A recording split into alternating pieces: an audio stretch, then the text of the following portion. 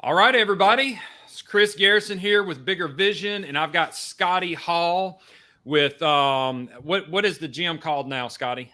Hall Barbell. Hall Barbell. So I met Scotty back. Dang, has it been 3 years roughly? Geez, I think likely longer than that. It's been several years ago. I came in weighing wet, probably 150 pounds on an average day, 145. I said, dude, I need to bulk up. I'm tired of being the skinny boy. I need some cushion for the pushing and the backside. I had that skinny boy flat butt going on. And he said, man, we're going to get you right. And I left his coaching program due to being too busy in business, which was my excuse, too busy in business. But I left feeling fantastic, a lot more confidence. I was up to 175 pounds roughly, and it was muscle. Yep. And I had the bulkiness that I had looked for when I came and joined his gym. So he taught me a lot though during that period. And I found out that he was a lot about mindset. He was a lot about nutrition, and then weightlifting was a support system behind those two things. And I just liked his personality. I liked the way he viewed life. And that prompted a great relationship that we still have going on. We talk occasionally after the fact. He no longer lives in the same market. I'll let him tell you about that in a little bit. So, Scotty Hall, today we will be talking about nutrition, health, wellness, and how all of that is going to allow us to hit our potential and to, if your goal is to make millions, then make millions. So, Scott, tell us a little bit about your background and about yourself. Well, I got into this industry. Well, let me back up. I started lifting when I was around 30 years old. It tremendously benefited me in ways that were wholly unexpected. I wanted to go to the gym to see if I could get in a little bit better shape to be better at mountain biking. And this was a time in my life that I was struggling with some mental health issues, primarily depression and anxiety. Doctors had me on a number of different meds to try to address these issues. And I was in a really dark place. Nobody really realized it at the time, but I was having some suicidal ideations. Um, and I was looking for a way out to stop the pain that I was feeling, on a daily basis. Um, so I wandered into the YMCA in Hattiesburg, Mississippi, actually Petal, Mississippi, a little town right outside of Hattiesburg. And I was absolutely intimidated and overwhelmed, and I didn't know what to do. I remember the first day I went in, I did a bunch of leg extensions and like walked on the treadmill, and I was like, "Oh, I'm going to be ripped in like a month." And I got a little bit more into it. Found the starting strength template on bodybuilding.com and started trying to work with a barbell a little bit. I was about 160 pounds.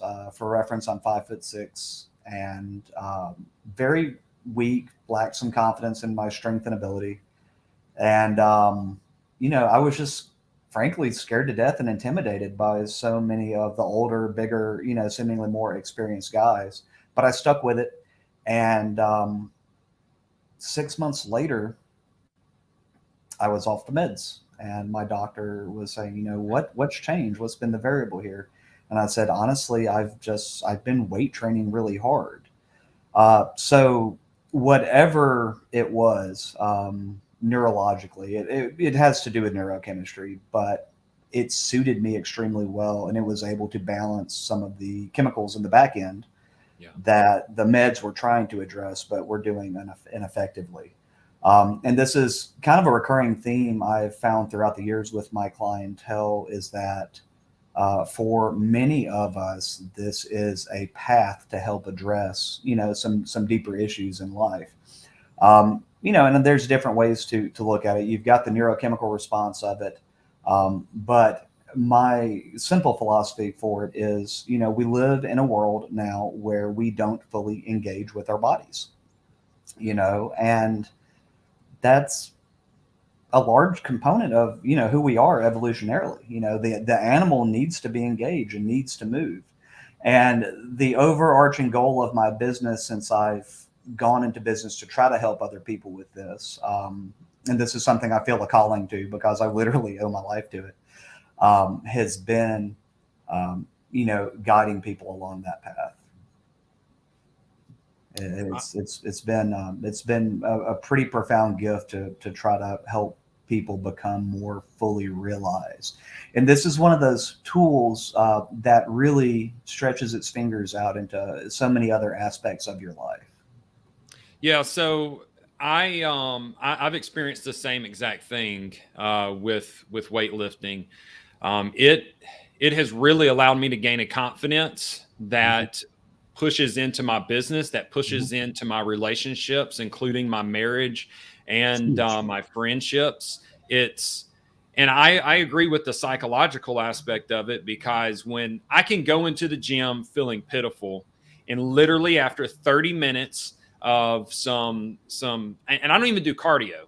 So I'll just do weightlifting because I'm Mhm. not trying to lose weight and I don't want to burn those calories like that. But in the weightlifting side of it, dude, I 30 minutes after just lifting some weights and getting my heart rate up, I feel so much more energized and ready for the day. And I've in the days that I don't do that, if I miss several days because I'm on a trip or whatever, I notice it. Yeah. Yeah. Yeah. So And you lift early, correct? About I, 5 o'clock in the morning. yeah, so I'll start my time at 5:30 because that suits my lifestyle. If I wait till the end of the day, it takes a lot more willpower and motivation to get into the gym because Mhm. I'm already spent after a day. Yeah. Now, this is a trend that I've seen with professional types is if you can get in the morning, Mhm. it's got just a myriad of benefit. Get a cup of coffee and you get in, get to moving, engage with your body. You're going to start a hormonal and metabolic cascade that is going to benefit you all day long. You're going to set yourself up to approach your work day in a state where you're energized, you feel good, your brain is performing really, really well. And that I've become a big fan of early morning training. I've become a big proponent of it. Yeah, so how long are you up before you get into the gym first thing in the morning? Because I know when I first wake up, it takes me just a little second to kind of get moving. Like, explain your routine right now in the morning from when you wake up to when you get in the gym. Well, I wake up and I'll either make some really good hot tea or some coffee and kind of, start just kind of shaking the sand out of my eyes. I'd say generally 30 minutes to an hour from waking, I'll try to be in the gym. I'll wake up, uh, hang out with my fiance for a bit, help her get off to school. She's an educator. Mhm. Um, and just kind of clear my head out as best as I can, and then I just head in. Right now, I'm training at the community center here in Liberty, Missouri. We're in the process of building out our new facility, and it's been a really really great way to get going in the mornings. Yeah. I'll mix up a light blend of orange juice and unflavored whey protein. Sip that on the way to the gym. I'll sip it during the workout and then finish it up after the workout. I really like incorporating that from a nutritional standpoint because it gives you gas to run on. So you end up having a much better workout and you come out of it, with a nice, healthy, balanced blood sugar rather than just going in on an empty stomach and just hitting it hard and coming out of it. And you're like, what's next?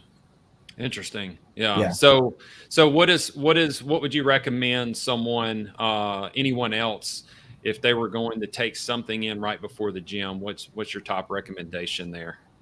Before training, just super low fat, because the fat's going to sit so heavy on you and it's hard to do intense physical activity or really too much physical activity of any sort if you've got a bunch of fat on your belly.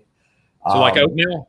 yeah, I'm a big fan of oatmeal. I'll do oatmeal and a couple of eggs in the morning just so you've got that. So the eggs give you, about 12 grams of protein. It's not a ton, but it's enough to keep you in a positive nitrogen balance to help you recover, through your workout. Yeah. Oatmeal and eggs is a great way to start the day in that regard. Okay. Yeah. Doesn't matter Some how you fruit. do the eggs. Doesn't matter how you do the eggs, egg whites, yolks included, Oh, just it doesn't eggs. matter, man. I mean, Yeah. that's details. If you're actively trying to lose weight, you can leave the yolks out. However, from a hormonal standpoint, the cholesterol that's in the yolks is really healthy for hormone productions, assuming you don't, just overdo it. Yeah. I think that's a great question, but those are some of the details that are the finer details that typically come a little bit later in the journey for a lot of folks. I So try I not to know, overstress with too much detail on the front end. I try to establish healthy guidelines and boundaries, and you can get 80 to 90% of the results that you want without driving yourself crazy trying to be super meticulous or super dialed in with every little detail, especially when you've got so much going on throughout the day. You've got I, other things to worry about. I think that's an extremely important aspect of how you coach, because I know when I came in, I said, "Hey, I want to bulk up." My wording was, "I want to have that military A-frame look," Mm-hmm. and you I said, remember. "Dude, you need to eat." Yeah. And he said, "You said what's your eating habits?" I said, "Well, I don't eat breakfast most days," and you immediately said, "You got to start eating breakfast." And then my lunches might hit at 11, might hit at 2 o'clock. And then supper, I always ended up grabbing a full supper. And for me, now everybody's makeup is different, but for me, you were like, I don't care if you're eating ice cream. You just need to take in calories Yep. because you're going to be burning them in the gym. And that's the only way you're going to bulk up. So the simplicity made it very achievable for me, because I wasn't counting macros, calories, whatever that mess is that most folks do. I wasn't getting on a particular diet. It was the eat what I see diet. We established some guidelines that you Yeah. operated within, and that made it pretty easy.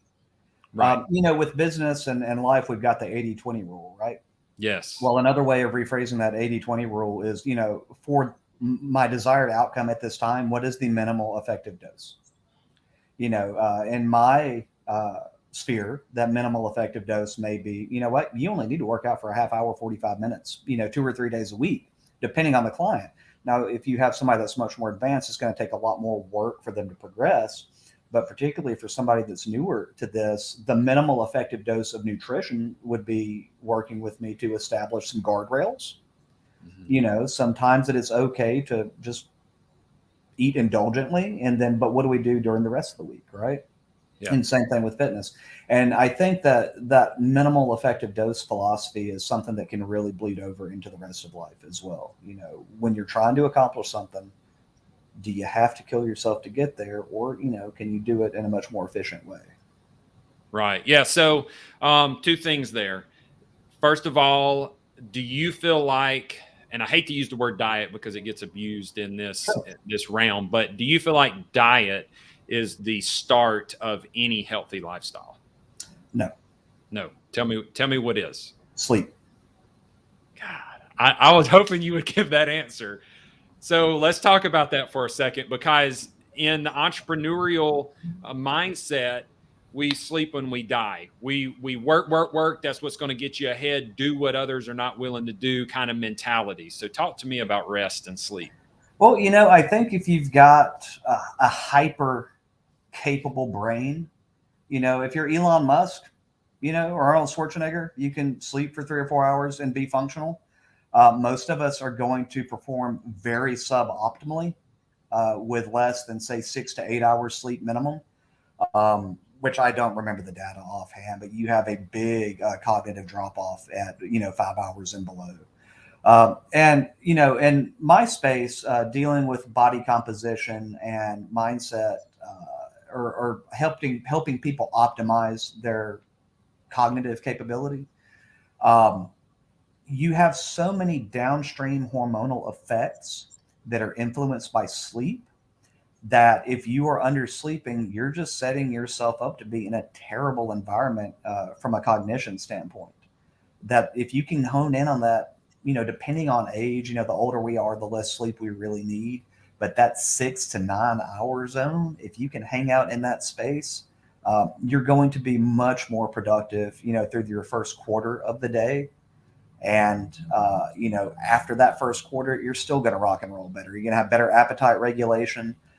Your hunger signaling is going to be more on point, which is going to help you naturally eat what your body needs to thrive and be productive through the day. If you're not sleeping, the downstream effects are huge. So your cognition drops off, your hunger signaling gets jacked up. So you go from, craving healthy amounts of food that are nutritiously uh, good, fruits, veggies, healthy meats, stuff like that, to craving, calorically dense, high carbohydrate, hyper processed foods. And that's the trend I've seen across the board. I like to tell my clients that we're dealing with, 50% of your outcome of this process that we're doing is going to be sleep. Then we have food quality, and balance is going to come out to about 35% of the equation. And then the time that you spend in the gym or your physical activity, in my opinion, comes out to about 15%. Now that 15% can have a huge impact, but then again, what does that 50 and that 35 have? Yeah. So that reminds me of what you had already mentioned was the 80-20 rule, and the fact that 20%, if you're efficient in that, so your sleep, I know with business, I'm looking at, okay, what affects 80%? What is that 20% that's going to affect the other 80%? So with my cleaning business, me going out into the field and cleaning carpet is not the 20%. Me making sure my leadership is there and making sure our key performance indicators and our processes and procedures, that's the 20% that affects that 80%, which is the field work. It's so easy to get caught up into the 80%. Sleep makes, I can testify on the sleep side. That is dramatic for me personally. I do about 7 hours of sleep, but I can tell that on the weekends when I get 8 or 9 hours, I am much more energized and efficient throughout the day, alert. My energy is just on a whole nother level. So Monday, Tuesday, I'll hit that 7 hours and I start feeling the slump around Wednesday. And then I end up trying to go to bed an hour or two earlier on Wednesday night just to kind of do that catch up. Would you, in the interest of time, I'm asking this question. This is something we can cover later as well, but would you like to take a couple of minutes to discuss maybe sleep hygiene or things that we could do to maximize the quality of that? Definitely. I think it's important. Okay. So for me, I am going to pull away from business typically by 8 o'clock at night. My family matters. My fiance matters. My time to myself matters. So I give myself space away from work. So I'll pull away from that around 8 o'clock. I'll start pulling away from screens a little bit after that. I switch with my Apple devices. I switch everything to night mode, which does help you wind down a bit. I'm a big proponent of not watching TV in the bedroom. I think the bedroom's for two things, and watching TV isn't one of them. And beyond that, a lot of people think, well, if I eat, say, after 6 o'clock, I'm going to get fat. Not necessarily. I like to go to bed with something on my stomach so that I'm not laying there or waking up with a grumbling stomach in the night.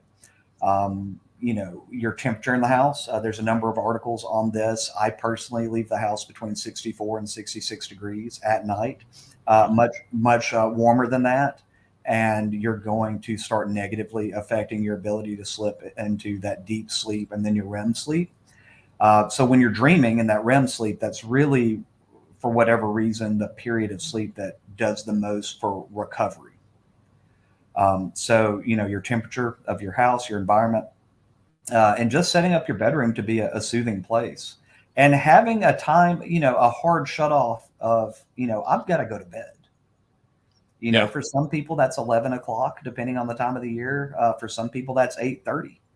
But just, taking a little bit of time to pay attention to when you naturally want to wake up, and then backtracking from that to find your natural bedtime, based on your circadian rhythm on the time of the year, seems to have really, really big results for my clientele. And this is one of those things that when we address it on the front end, the nutrition just kind of clicks a lot easier.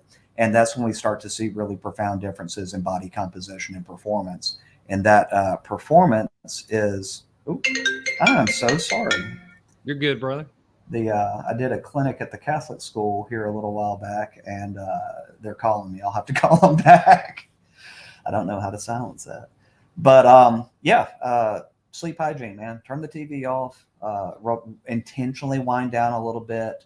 I have a number of smart bulbs in the house, and I dim the lights starting about 8 o'clock at night to about 50%. I like to keep the light low, and I like to keep it at a warm color temperature because that does start putting you into a proper neurological rhythm to sleep. You know, when we're running around with bright lights all around us, our brain doesn't know it's time to start shutting down. And there's a lot of science on this. Tim Ferriss had, I forget the name of the sleep scientist on his podcast a couple of months ago that really delved into it. But yeah, man, if you want to try to start optimizing sleep, you got to start setting up your environment to be conducive to it.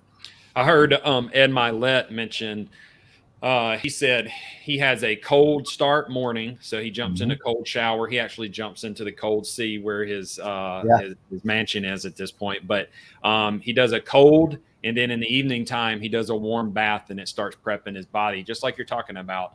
And it's crazy. The more I get around and listen to individuals that are progressing and growing in life, they have these routines set up that move their body into the place that it needs to be, that moves their mind into the place that it needs to be, so it is as efficient as possible. I think you have set some folks free about sleep and rest, because the majority of the world preach you're getting too much sleep, and that's why you're not getting where you want to go. But your story is right the opposite, dude. If you're not getting enough, then you're just not going to be as effective mentally to be able to produce what you're trying to produce. But it's to work smarter or work harder. Yeah, exactly. You know, and if you can set yourself up to work smarter every single day, your bandwidth to be productive is just going to increase pretty dramatically.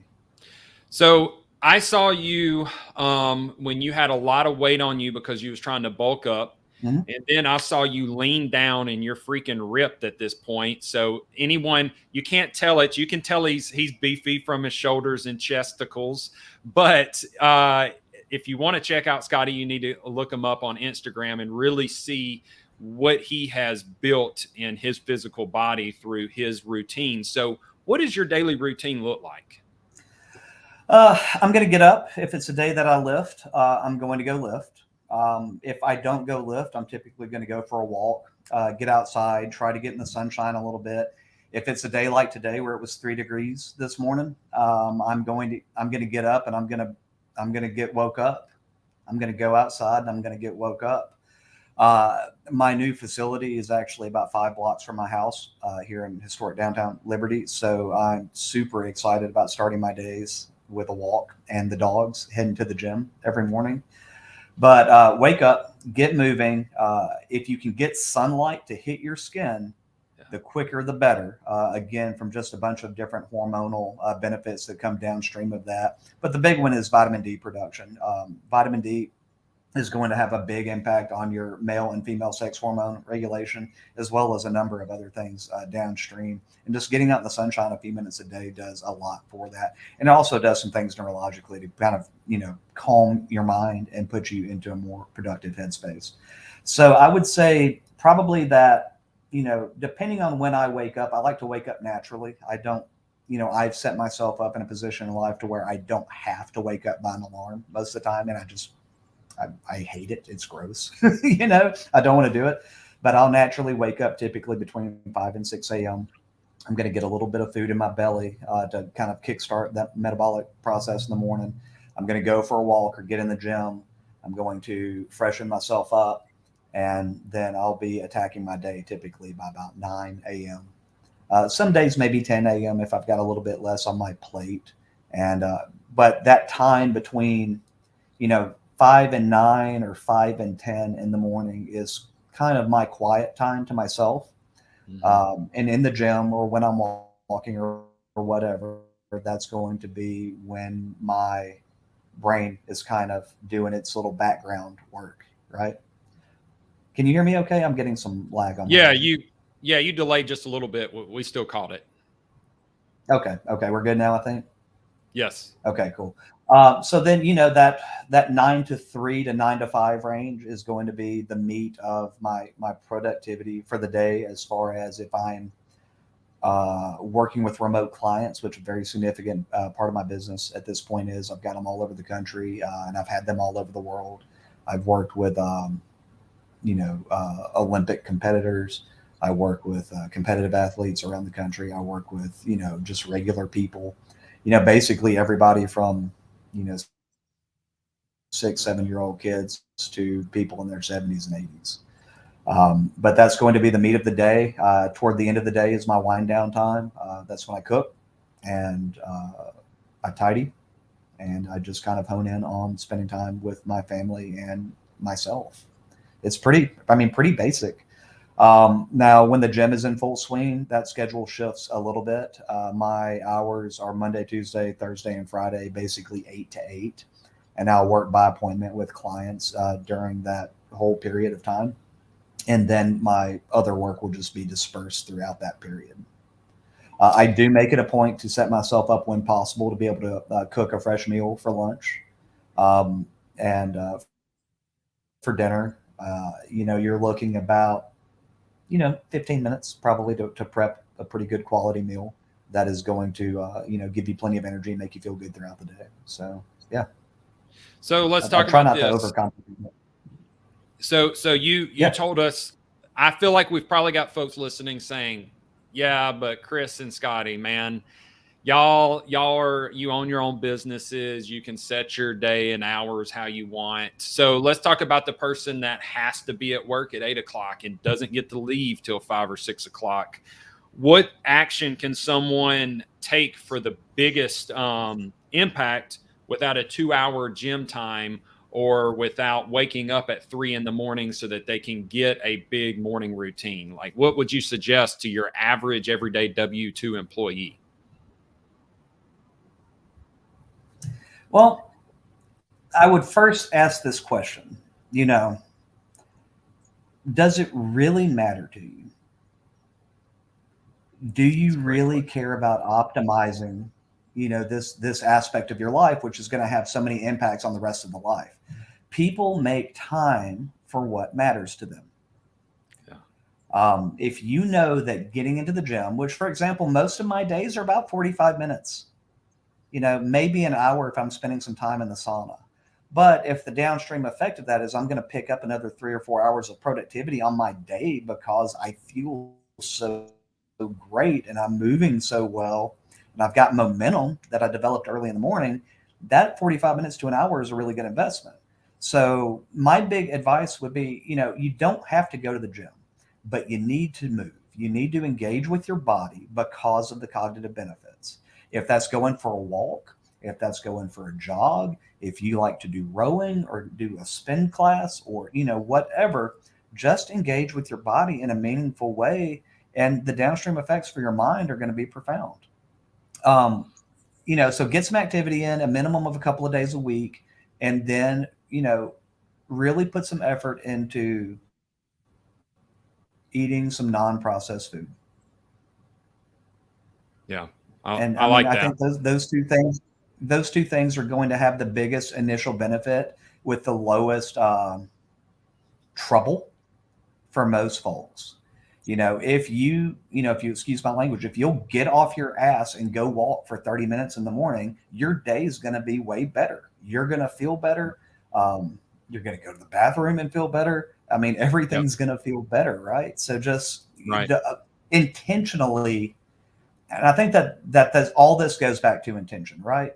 Are you living by the seat of your pants, or are you living intentionally? Intentionally set yourself up to feel good. Yeah. And if you are a 9 to 5, W-2 employee, you cook some good food at night, pack yourself some healthy leftovers for the next lunch, where you're not having to go out and grab Burger King or whatever this hyper processed, hyper palatable food is. And food isn't hard, get some good vegetables, get some, some fairly lean, healthy meat, cook it all up in a pan together, throw some good seasoning on it and eat it. Yeah. I mean, it's not. We've all got the same 24 hours in the day. It just boils down to what is important to you and what you stick as priority. Yeah. Absolutely, absolutely. And if I mean, and I know I'm beating a dead horse with this, but man, if you can just set yourself up to feel better, you're going to do better. 100%. So on the whole prepping your food for the next day kind of deal. So can you give us one fast, healthy recipe? Because I know in the past I've seen you on Instagram cooking Mhm. some of your meals, and you were explaining, and they weren't that technical, but they were extremely beneficial to our nutrition. So do you have a recipe that you could share? I have a guide, a framework that is Yeah, real yeah, easy yeah. to follow for most people. So, if you think about the meals that you enjoy, for most people, they're going to have a combination of flavors, right? You got salty, sweet, acidic, which, your lime juice on your tacos, or, a little bit of vinegar in the soup, whatever, that gives you that bright punch for your flavor. Mhm. Um, Spicy if you're spicy, and then umami. So that's going to be that rich, kind of just really tasty flavor that you get. So my go-to is I will keep, chicken breast or bison or like grass-fed beef, just some good quality meat that isn't just super fatty or super gross in the fridge. I'm going to throw that in a pan with a couple of handfuls of chopped up vegetables, carrots, onions, asparagus, whatever you've got in the fridge, sweet potatoes, whatever. Some meat, some vegetables, saute it up in a pan, hit it with some seasoning. My go-to is I'll throw some minced garlic in there, a splash of fish sauce.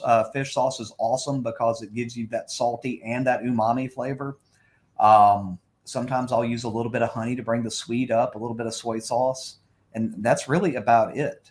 It's when you're cooking with simple ingredients, you don't have to do a whole lot to dress them up Yeah. and to make them taste good. And I know people hear me say, I'll add some white sugar or some honey, but you know what? It tastes really good, and I'm looking at like maybe 30 or 40 calories from it for the meal. Yeah. At the end of the day, I ate almost exclusively like that with the incorporation of rice when I was walking around about 7 or 8% body fat. If you make half your plate vegetables, get some healthy meat on it, you're good. I love that. That's something Yeah. I'm starting to try to focus on because in the hustle and bustle of my day, I have kind of let my nutrition drop out, and I've noticed the impact in my energy, and I do understand that it's all based on what I'm bringing into my body through my mouth, and if I'm not bringing in the correct stuff, and I'm going and hitting the chicken wings and the burgers and the fried chicken, and it's a bunch of trash I'm bringing in. It's Well, filling me what's up, but it's what's the not fuel. quality of your fuel? Yeah, What's the quality of your fuel? If your car, runs best on premium, you're not going to pour kerosene in it. yeah, exactly. It's just look at it from, what? If I eat better, I'm going to be more productive. I'm going to make more money. It's pretty easy for, the personality types in this. Yeah, yeah. Yeah. All right. So starting to wind down this Sure. interview, let's talk about, do you have a book or do you have a mentor or both that have impacted your life? It doesn't have to be health. It doesn't have to be specific for business. Just what has really impacted your life out of that? As far as books, for me personally, any number of books that I've studied on Buddhist philosophy or Stoic philosophy, Meditations by Marcus Aurelius is Yeah. awesome. But really beyond that, the book that kind of changed everything for me was when I was like 12 or 13 years old was Jurassic Park. I Really? fell in love. Yeah. Oh heck yeah, man. Michael Crichton, amazing, right? Yeah. I fell in love with reading at that point, and then that's the one that really I think opened my eyes to such a larger world. I love Yeah. that. As far as mentors, I had a boss way back in the day named Kyle Morgado at Circuit City. And to this day, he's one of my best friends. We visit the family at least once a year out in California. He really taught me a lot about just being the best version of myself that I could be. And frankly, honestly, I've learned a ton from you and our relationship through the years that has sometimes I catch myself thinking, what would Chris do? What behavior would Chris display in this moment? Because, I think just like anybody else, there's a lot that you don't know, but man, you've really approached life with a curiosity toward, becoming the most fully realized version of yourself that you could be. Yeah. And I know for me, that's something that from time to time I've found inspiration in. So here's a question that I wanted to ask, and I've kind of skipped over, but you just opened the door for it. So Sure. what's the importance of a coach, a mentor in life? And you have a coaching program. So I want to hear your credentials after you answer this question. Man, the short of it is, are you an expert in what it is that you're trying to accomplish? Yeah. If you are, you've likely got people in your orbit that you're bouncing ideas off of and you're learning from every single day. Just like this group, there's a number of people in this group that enhance you because they're in your orbit. And that's coaching. That's lateral coaching, right? The value in a coach is shaving years and years and years off your development. Power, man. Yeah. Yeah. I mean, when you've got somebody that has, I'm going to use some language here, but wisdom is the accumulation of fuck ups. Yeah. True story. It is. It 100% is. So, if you've got a mentor or somebody that has run over that ground and made those mistakes can cost you in business hundreds of thousands of dollars, millions of dollars, depending on where you are. But just in your development, we're going to die. Mm-hmm. I've got memento mori, remember death, tattooed across the top of my chest. There is a sense of urgency about life. Don't put it off till tomorrow, which you can accomplish today, right? Because you're going to have it accomplished and you can move on to the next great task that you want to accomplish before you're gone. Having a coach is going to help you be so much more productive and accomplish your goals in such a better fashion. It's just, you can't understate the value of a coach. And I don't care if it's me or you or anybody else, find somebody that's going to help you in your journey, shave years off your process and put you in a place in life to where you can enjoy and thrive and do what you want to do before you're gone. Because we're just here for a moment. In the grand scheme of space and time, it ain't nothing. Yeah. It's not a damn thing. So what are you going to do with it? How many people can you help? If you get good coaching and you grow, how much quicker is that putting you at the mentor role? Is it 5 years? Is it 10 years? Are you 22 years old and eager to attack business? You know what? Get a coach, work with them for 3 or 4 years. You're going to be a decade ahead of the game. What does that mean when you're 50? What does that mean when you're 60? I mean, I know I'm beating a dead horse, but it's big, man. Man, so here's what I love about it. This day and age with technology, you don't even have to physically be in the same room with a mentor, AKA coach. You can grabbed my first coach and mentor off of YouTube. He doesn't know who I am, what my name is, what I do, where I live, but I know exactly what he does. And what he posted on social media through YouTube changed my life. It changed my life at age 30. And that's why at age 37, I am so much further down the road than what I would have been and where I was compared to all of my 20s. So you don't have, and it was free. I didn't have to pay for it.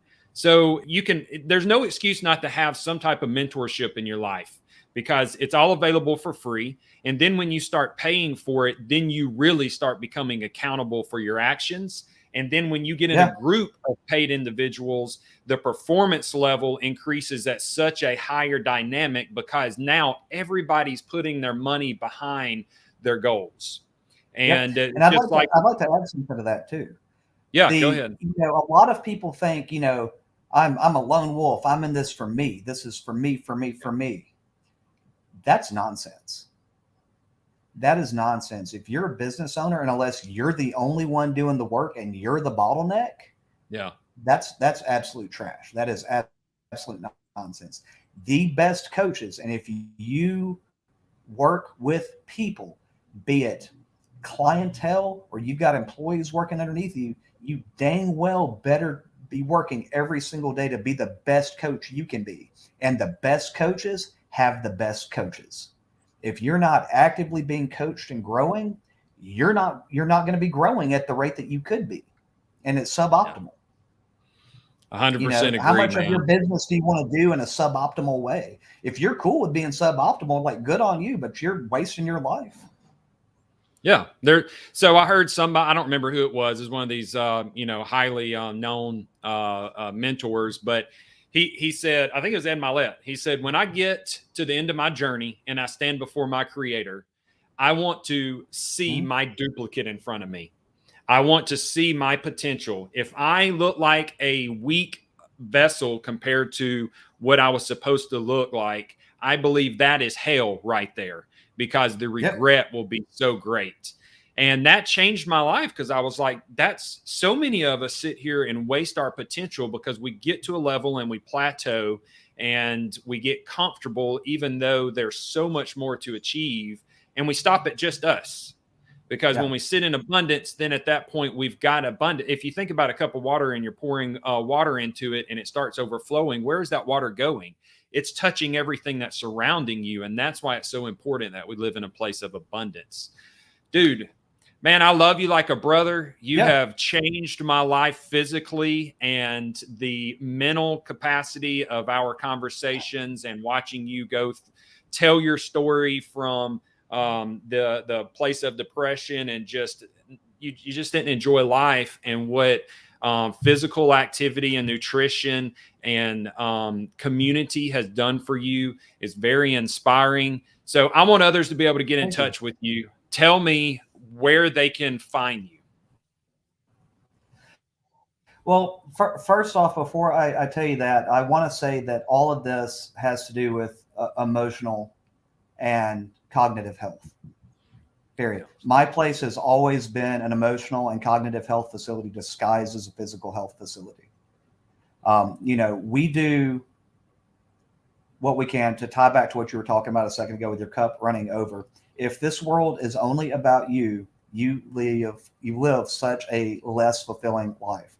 If you make it about doing what you can for the benefit of others, and it's okay to turn a profit in the process, make your life about doing what you can for the benefit of others, all of a sudden you are surrounded by people that are thriving and growing, and your little dramas and little daily miseries are very small and inconsequential.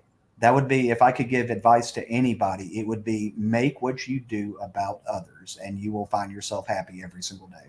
As far as me right now, my website is under construction. I took down my old one and we're changing for the brand. The big way to contact me right now is going to be Hall Barbell on Instagram, or scott@hallbarbell.com. Or if you want to call me, this will be on YouTube. I'm probably not going to put that phone number up. But don't put the phone number out. You'll get spammers. Yeah. But just scott@hallbarbell.com or Hall Barbell on Instagram are great ways to reach me. As far as services that I'll offer, everything from basic nutritional counseling to fitness counseling to the whole taco. I can do everything with you and help you out. My services are very thorough. And I'm here to help folks. So just reach out to me, and I'm here to, I'm just here for you guys. I want to help if I can.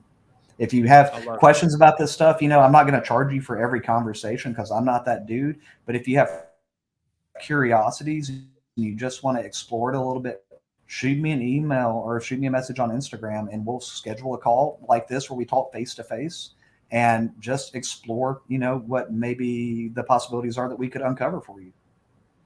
Man, yeah. Dude, it's been a blessing to have you on the show today. For everybody that's watching, say again? I said, thanks for hosting. Man, yeah, dude. Everybody that's watching, whatever platform you might be on, whether it's YouTube, LinkedIn, or Facebook, we have a Facebook community called Bigger Vision. It's a free community. This content gets dropped. You can ask questions, motivation.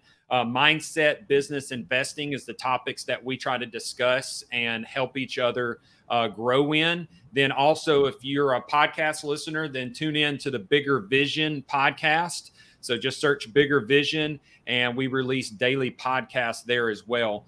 Thank you guys for your time. If you're on a platform that allows you to like or subscribe, please do so. Drop us a comment, because that helps other people see this type of comment if you found value in it. Scotty, man, appreciate you, dude. Pleasure, brother. Later.